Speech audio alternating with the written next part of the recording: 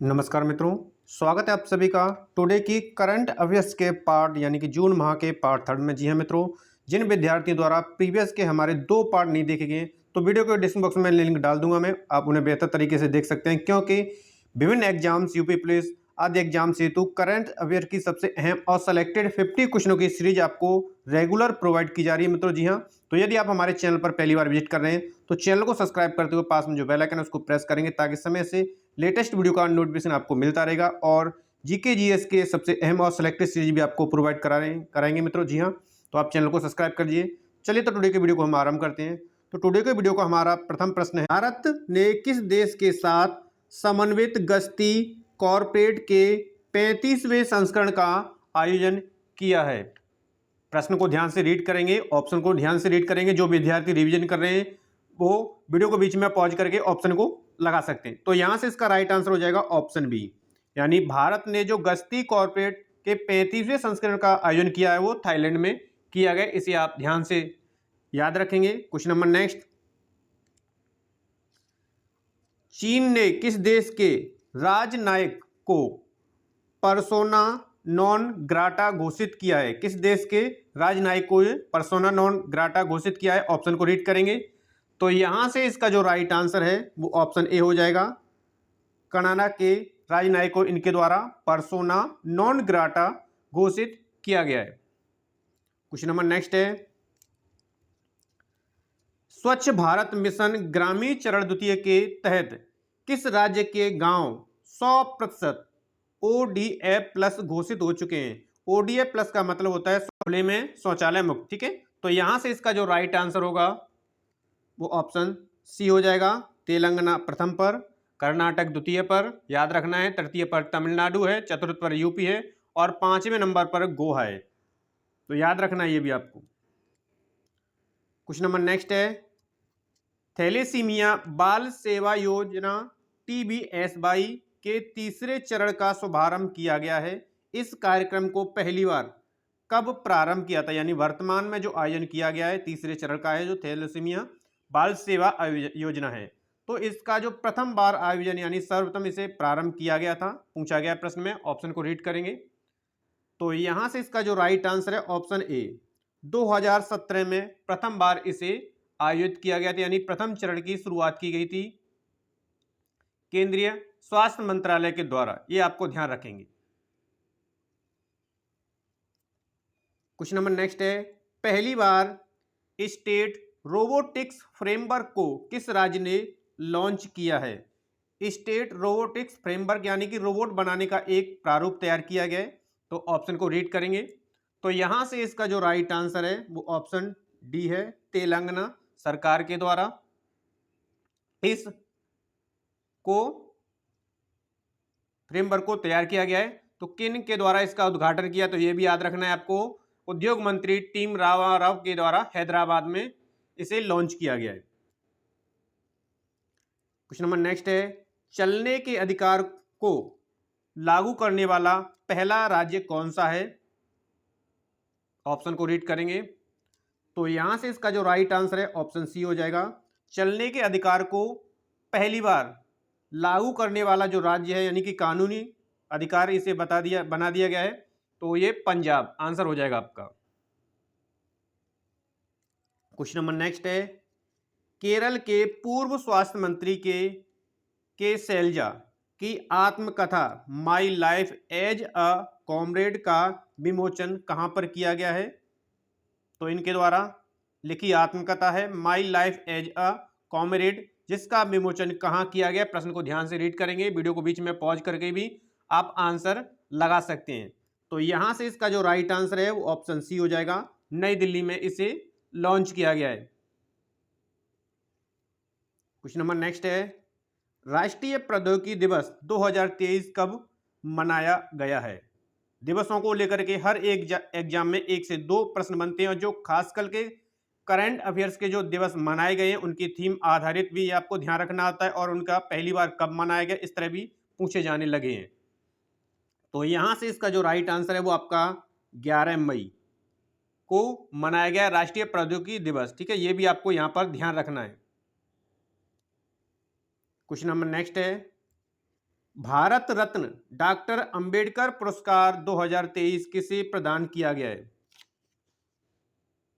प्रश्न को ध्यान से रीड करेंगे, वीडियो को बीच में पॉज करके भी आप आंसर लगा सकते हैं। तो यहां से इसका जो राइट आंसर है ऑप्शन ए, योगी आदित्यनाथ को पूर्व राष्ट्रपति रामनाथ कोविंद के द्वारा यह दिया गया है पुरस्कार। क्वेश्चन नंबर नेक्स्ट है, विश्व शांति और खुशहाली के लिए वार्षिक मोनलम चेनामो महोत्सव कहां पर प्रारंभ किया गया है? ये महोत्सव है मोनलम चेनामो, ये कहां पर आरंभ हुआ है? तो यहां से इसका जो राइट आंसर है वो ऑप्शन बी हो जाएगा, लद्दाख में आरंभ हुआ है, याद रखेंगे आप। क्वेश्चन नंबर नेक्स्ट है, WHO ने किस वैश्विक बीमारी यानी कि महामारी को ग्लोबल हेल्थ इमरजेंसी से बाहर किया है? कौन कौन सी बीमारी है तो ये ध्यान रखना है। तो यहां से इसका राइट आंसर हो जाएगा ऑप्शन डी, ए व बी दोनों, यानी कि एमपॉक्स यानी कि मंकी पॉक्स का नया नाम एमपॉक्स हो गया है, और कोविड-19 दोनों को ग्लोबल हेल्थ इमरजेंसी से बाहर कर दिया गया है। क्वेश्चन नंबर नेक्स्ट है,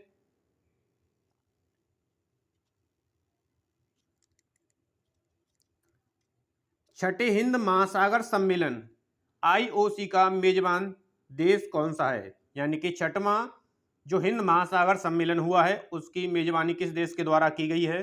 तो प्रश्न को ध्यान से रीड कीजिएगा।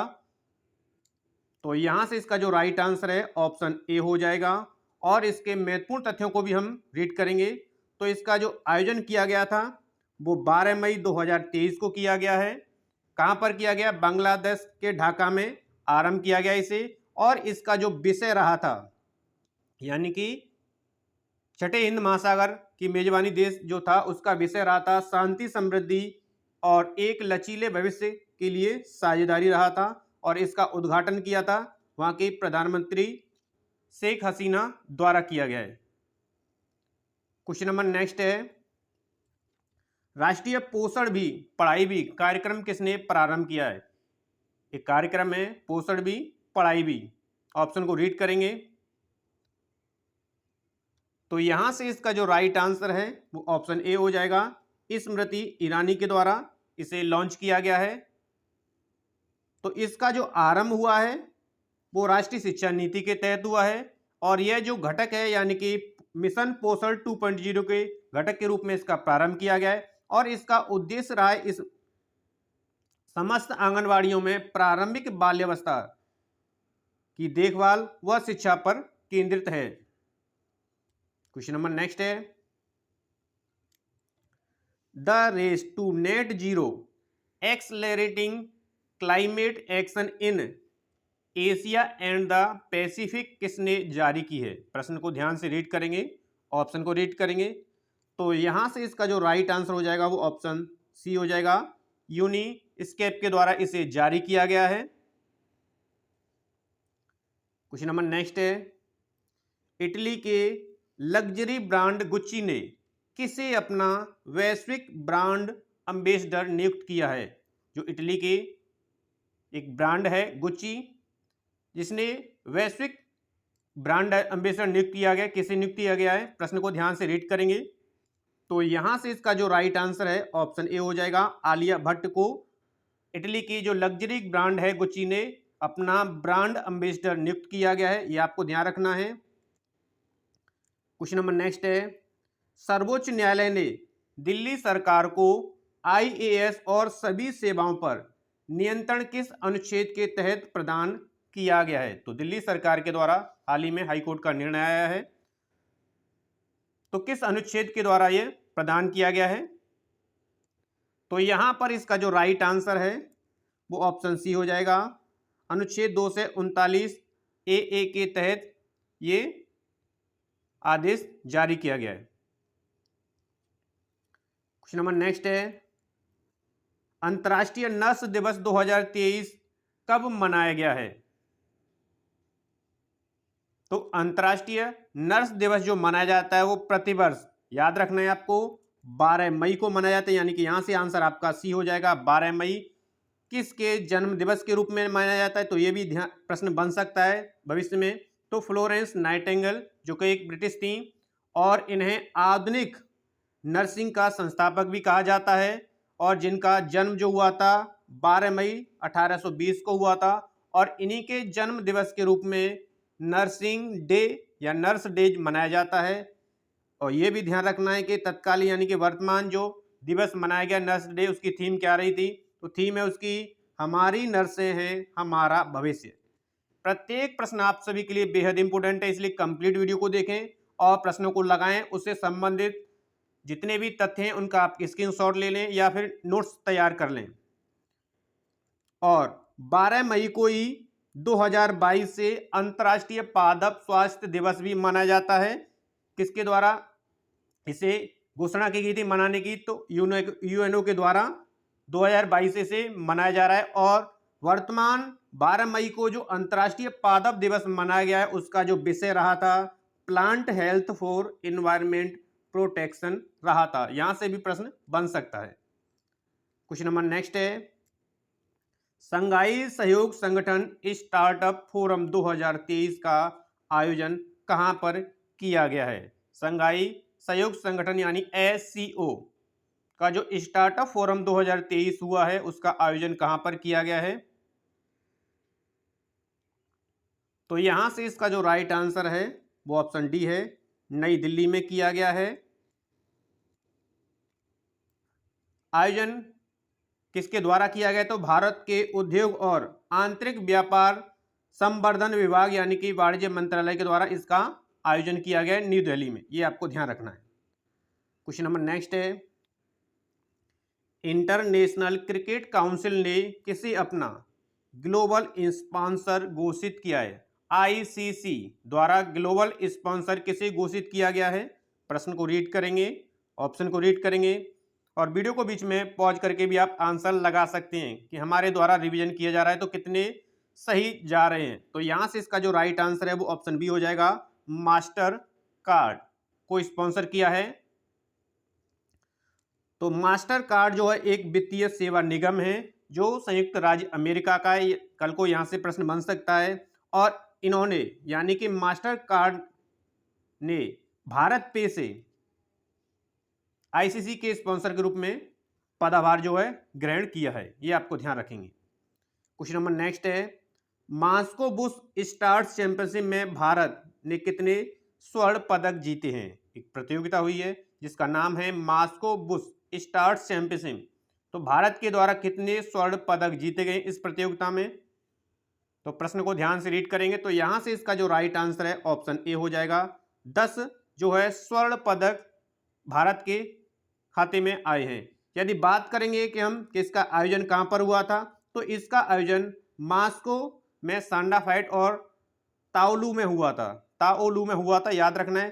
कुल कितने पदक भारत के खाते में आए हैं? तो कुल पदक आए हैं 17, जिसमें से 10 आपके स्वर्ण पदक हैं, 4 सिल्वर, 3 ब्रॉन्ज रहे हैं। ये भी आपको ध्यान रखना है। ये कल को यहां से भी पूछा जा सकता है कि कुल पदक कितने प्राप्त किए या इसका आयोजन कहां पर किया गया। क्वेश्चन नंबर नेक्स्ट है, भारत यूरोपीय संघ व्यापार और प्रौद्योगिकी परिषद की पहली मंत्री स्तरीय बैठक का आयोजन कहां पर किया गया है? प्रश्न को ध्यान से रीड करेंगे, ऑप्शन को भी आप रीड करेंगे ध्यान से। तो यहां से इसका जो राइट आंसर है आपका ऑप्शन ए हो जाएगा, ब्रुसेल्स में आयोजन किया गया इस बैठक का। और इस बैठक का जो आयोजन हुआ था किस तिथि को हुआ था? कल को यदि यहां से प्रश्न बने तो 16 मई 2023 को हुआ था, ब्रुसेल्स बेल्जियम में हुआ था। यह भी आपको ध्यान रखना है। क्वेश्चन नंबर नेक्स्ट है, भारत ने किस देश के साथ द्विपक्षीय अभ्यास समुद्र शक्ति 2023 प्रारंभ किया है? किस देश के साथ भारत के द्वारा समुद्र शक्ति 2023 अभ्यास को प्रारंभ किया है? प्रश्न को रीड करेंगे, ऑप्शन को भी रीड करेंगे। तो यहां से इसका जो राइट आंसर है वो ऑप्शन सी है, इंडोनेशिया के साथ समुद्र शक्ति 23 अभियान या अभ्यास को प्रारंभ किया है। यदि इसका आयोजन को लेकर के प्रश्न बनता है कल को, तो 14 से लेकर के 19 मई 2023 तक यह आयोजन हुआ था। इसका कहां पर हुआ था? बॉटम इंडोनेशिया में हुआ था। इसमें भाग लेने वाले विमानों के नाम यदि कल को प्रश्न बन सकते हैं तो INS कावरत्ती है आपका, ASW कॉर्वेट जो कि स्वदेशी रूप से डिजाइंड है, और चेतक जो कि भारतीय नौसेना का जो गश्ती विमान हेलीकॉप्टर, ये भी आपको ध्यान रखना है, इनके द्वारा इसमें भाग लिया गया था इस अभ्यास में। क्वेश्चन नंबर नेक्स्ट है, ट्विटर का नया सीईओ किसे नियुक्त किया गया है? ट्विटर का जो नया सीईओ नियुक्त किया गया है, तो ये भी ऑप्शन को रीड करेंगे तो यहां से इसका जो राइट आंसर है ऑप्शन डी हो जाएगा। लिंडा याकिरिनी को ट्विटर का नया सीईओ नियुक्त किया गया है। तो ये भी आपको ध्यान रखना है कब नियुक्त किया है। यदि कल को तिथि पूछी जाती है तो 12 मई 2023 को एलन मस्क के द्वारा इसे नियुक्त किया गया है।